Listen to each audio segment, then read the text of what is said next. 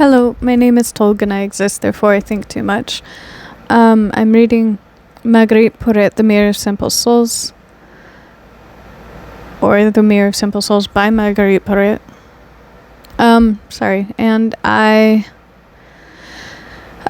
rant while I read, so this isn't a perfect read through. I normally get about 2 or 3 chapters in due to trying to make these only 30 minutes, and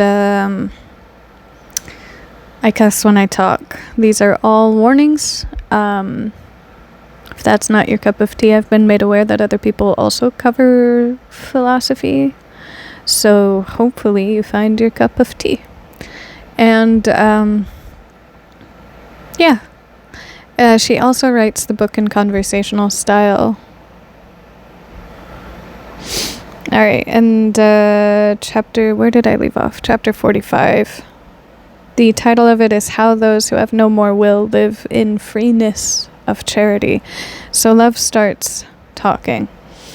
Such ones live in freeness of charity who have no more will, and whoever would ask such persons what they want, in truth, they would say that they want nothing. Such persons have arrived at the understanding of their nothingness. That is, were something created in them, they could understand nothing about their nothingness, for their understanding would be too small to understand such a loss. If something were created in them, then they would understand absolutely nothing. But in that nothing is created in them, they understand that they are nothing. So all they have the ability to appreciate and understand is nothing. It's just the application of that nothing is going to be based on the interaction with everything around them. But they have arrived at belief in the greater part, and the understanding of such belief is that one can understand nothing about it. So they can only understand and appreciate. Maybe appreciate would be a better word there. They can only appreciate, when it says greater part, the energetic application of attachment. And so if there is something created in them, then that something is already energetically equivalent to more than nothing. Thus, the understanding is going to be applied to that something, even if that something is a small amount of something, rather than understanding that which is nothing. So, to understand, the energy needs to be applied to nothing and only nothing. And while I can honor it, I don't necessarily appreciate it. Everyone has their own specific reason to exist. And there has to be someone out there that their reason to exist is to be able to better appreciate the role of nothing in the role of everything. Because, again, getting stuck on the sentiment that you cannot have everything without having nothing be a part of it. There must be an existence that needs to be able to appreciate that nothing. And they're in that role of nothing. But I don't know that that ought to be applied in a general sort of way. Or even that one ought not to evolve from that understanding. And then to have said that when one evolves, they ought to evolve with that understanding rather than away from it. The appreciation of nothing ought never to leave you. But if you cannot appreciate everything, then you are left without balance. And maybe I over-honor balance, but I feel like being imbalanced and impartial only to, or rather partial only to, one aspect of something, of everything, creates a wormhole, creates a vacuum, creates a means by which you lack growth, which then puts you in a position of not being healthy, not being ideologically healthy, not being psychologically healthy. I think it stunts your growth. Not that it shouldn't happen, but maybe it shouldn't happen to the extent that this is forcing it on. The only way to exist is to be annihilated. So reason responds with a question. Nothing, says reason. Love responds, no, says love. For if one could understand something as totally as one would understand in paradise, or again, if one could compare something totally with something which one could comprehend by parts or otherwise, still all that one would comprehend would be nothing. I disagree. Because even comprehending little bits of these somethings would still be comprehending something, though the comprehension of nothing would amount to far more comprehension accumulated than the comprehension of little bits of somethings, in that nothing is vast,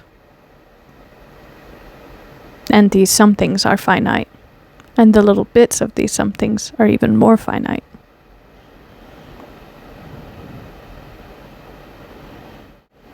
But again, that doesn't mean that you comprehend nothing, if you comprehend only small things.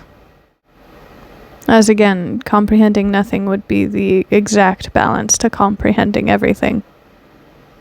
Now I'm starting to wonder if that's even a possibility, and that no one can really comprehend everything, so that balance would need it to be that no one would be able to comprehend nothing.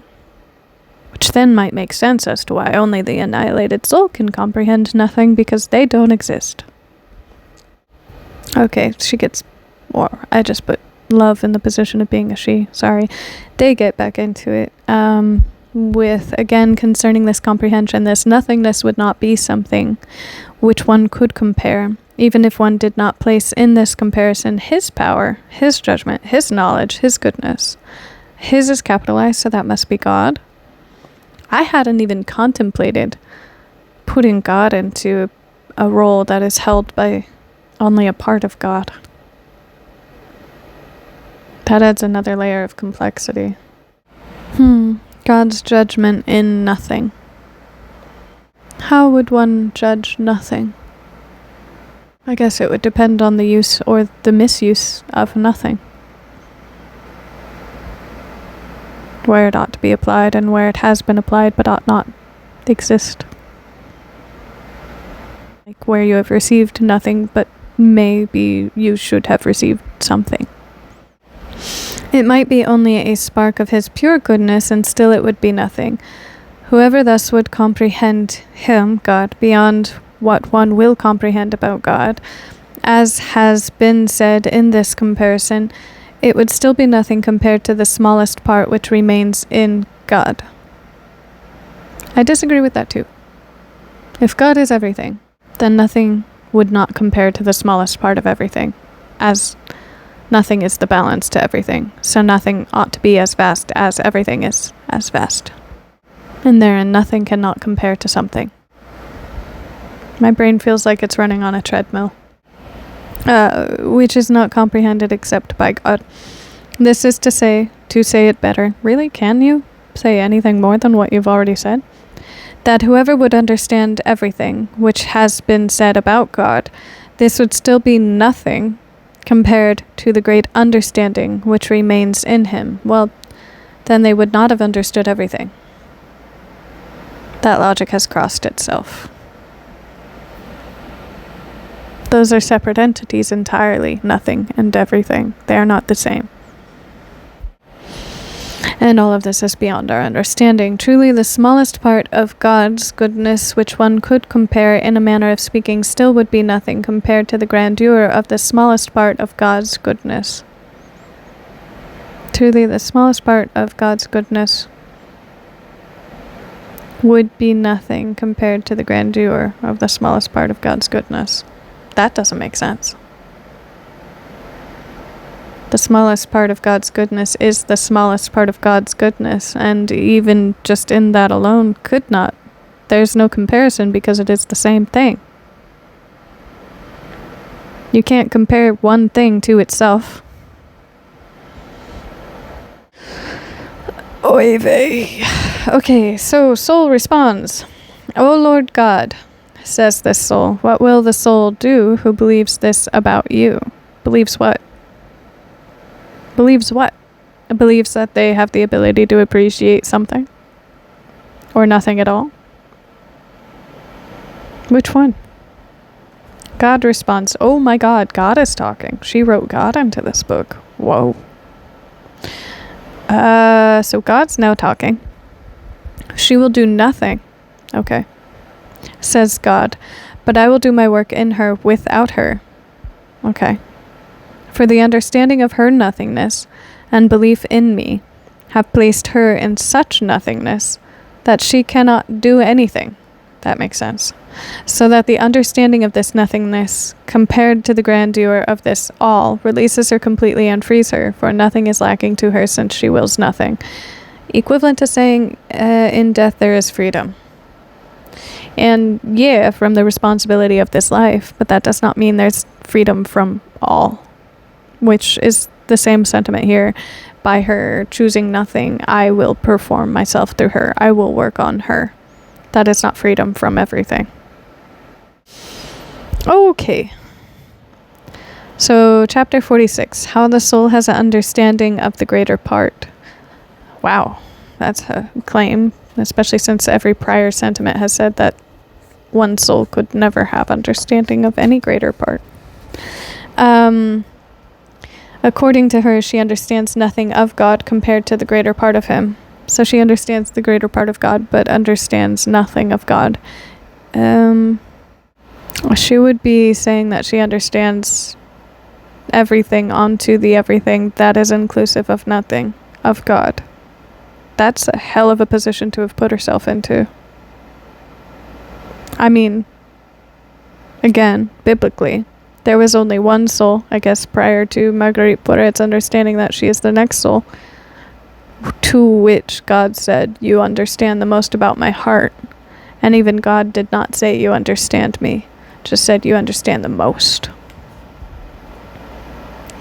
So love speaks first. Now the soul has fallen, and arrived at understanding of the greater part. How? Truly, but only in the sense that she understands nothing of God compared to the whole of him. Then that would not be the greater part, that would be an equivalent part. Reason responds, ah dear, says Reason, does one dare call nothing a thing which is of God? Yeah, if God is everything. Soul responds, what? Says this soul. Truly, whatever might be given us or will be from him, God, is indeed nothing. No. Don't diminish God by saying that everything is beyond inclusive of nothing, but the somethings that make everything what it is are also nothing. That gives a lot of power to nothing. Takes a lot of power away from the balance to nothing being. The balance being everything. And the sum of all its parts. Truly suppose that God gives us what is mentioned above in this writing? No. By comparison, if this were true, still it would be nothing compared to one soul spark of God's goodness. This has elevated God's goodness to an accumulation of multiple somethings in everything. And therein, I believe, the spark of God's goodness would be synonymous with everything. Because if God's goodness is supposed to be greater than nothing, at the very least it would be equivalent. Because again, everything is the balance to nothing. So everything would be God's goodness. Or everything and nothing would be God's goodness, at which point the spark of God's goodness would be greater than nothing. If it is inclusive of nothing and everything. But goodness would have to be a part of everything. Wow, that's difficult. Then I'd have to logically agree with this. Because goodness is a part of everything. And a part of nothing.